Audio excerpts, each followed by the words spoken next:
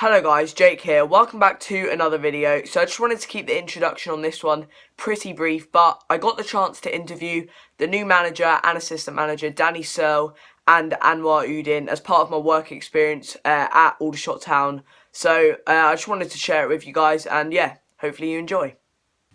Well, firstly I'd like to say thanks to both of you for sitting down to talk to me today. And yeah, welcome to Aldershot town. What was it about the club that made you think it would be a good fit for both of you? Can we go first? Yeah, It's a massive club. Regardless of what happened last season, with regards to league position, you look at the infrastructure, the people here, the fans, the community, everything about it. Just like I said in previous interviews, why wouldn't you want to work here? It's a great opportunity for me.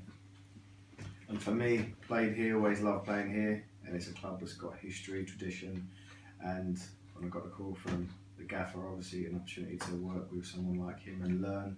I'm at a stage in my career where I'd love to sort of improve, and I think this is probably the best place to do that. Didn't you score a goal here as well? Yeah, I did. I purposely not mentioned that because I'm trying not to. And you've been here for a few weeks now. How are you both kind of settling in? Yeah, I think that it's always a frustrating time when you're trying to put a squad together, and B, you're waiting for that very first session where you can get on the grass and actually start to put your sort of philosophy across. But it's allowed us time to actually look at players, do our research, and we've been working really hard, to be fair, behind the scenes to make sure we get the right people in. But it's been a great 2 weeks. Yeah, it's been great. Cool. Yeah, really interesting actually, because obviously a lot's gone on in the 3 or 4 weeks since we was announced. We had to build a squad. There was a lot of turmoil in terms of what the league we're going to be in. So we've had to sort of contend with all those issues, and at the same time build a squad that's capable and good young players, elderly players that can really compete and do well. So I'm just glad that we can start now, because this is where the real football begins. Yeah, and as you just said, you've made some great signings over the last week or so, and there's a good mix of kind of young and experienced players. How many more players are you kind of looking to bring in, and what kind of size of squad are you looking at having? We want to have quite a tight knit squad. Yeah. I don't believe in big numbers. I don't think it creates an environment necessarily that's too positive if you've got too many players, because there's always going to be people you leave out and who are going to be upset, and that can create quite a negative environment. And we're massively about positivity. We've probably got 2 or 3 more we want to do definites before the season starts, but we're not, like we've said this before, we're quite patient about stuff. It's got to be the right person at the right time, and they've got to be the right fit for the club. We're not going to panic and just sign anybody. Definitely. I think quality over quantity, I think that's the key. I think it's the right player who's also the right person and buys into the club and wants to help us go forward. Yeah, 100%.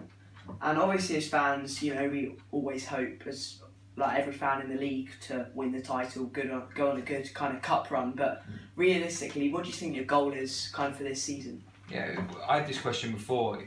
I'd be an idiot to sit here and say we're going to do this and we're going to do that, because you can almost create a false sense of security. The bottom line is the club didn't win enough matches last season, and we're going to approach every game. We want to win it, and wherever that takes us, that'll take us. So we want to be more competitive in every competition that we play in, and whatever, as I said, wherever that takes us, that's where we'll be. Yep, cool. Yeah, I'm optimistic. I think we're going to do as well as we can. I'm positive, but we have to take each game as it comes. And I think it's quite difficult to have targets and we're going to do this, we're going to do that. We're going to work as hard as we can and do as well as we can. Okay, I've got a bit of a different question. This one's for you, Anwar. I know you've done a lot of work for the Kick It Out campaign, and you've recently been in Bangladesh. Can you kind of briefly explain what you were doing out there and how much it kind of means to you? Oh, it was a fantastic experience. I do a little bit of international coaching for the Football Association, basically sort of creating partnerships between different countries. Obviously Bangladesh is where my father's from, and there's a refugee crisis in the country. There's 1 million Rohingya in a refugee camp in Bangladesh. So the FA decided to go and help the cause, work with the coaches and the people in the refugee camp and do a little bit of coaching, see if we can bring a little bit of sunshine and a bit of skill and football brilliance, because in Bangladesh they love English football Everyone talks about the Premier League and everyone talks about how good our coaches are. So for us to go and visit a country like that and be in the refugee camps and do some work is massive for them. So I was just obviously privileged to be part of that experience, but I'm glad to be back now. Yeah. And finally, Danny, I'd like to congratulate you on earning your FA Level 5 UEFA Pro licence, was it? Thank you. 18 months of hard work and some big names alongside you. How does it kind of feel?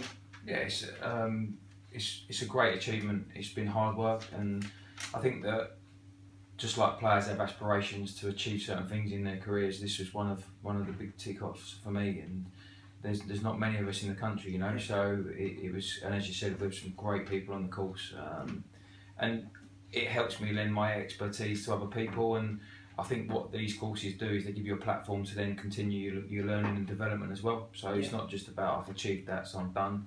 I've just started my league manager's diploma as well, because I eventually want to do a master's. So it's a case of, as well as we want the players to develop as staff and as a management team, we want to keep developing. But yeah, no, it was a great achievement. Thank you. Yeah, congratulations. Once again, thank you for taking your time to sit down with me this afternoon, and can't wait for the season to start. Thank you very much. No problem. Cheers. Brilliant.